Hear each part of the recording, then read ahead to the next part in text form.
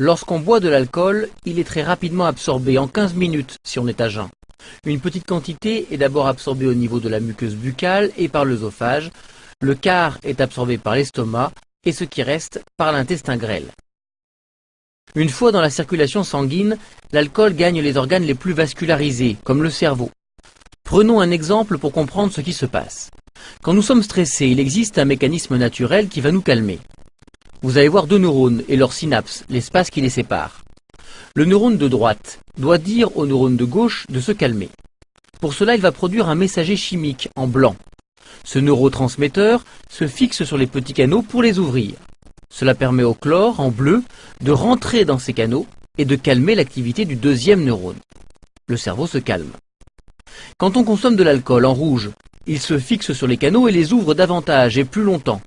Il y a donc plus de chlore qui entre dans le neurone et son activité est encore davantage ralentie.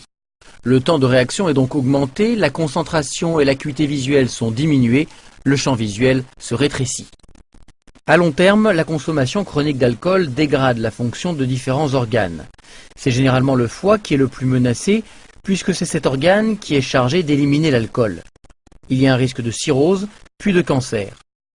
D'autres cancers peuvent se développer tout au long du trajet de la boisson à travers l'organisme, de la langue jusqu'au rectum. L'alcool augmente les risques de faire un infarctus, mais aussi de développer des maladies du système nerveux, des troubles du comportement et des dépressions.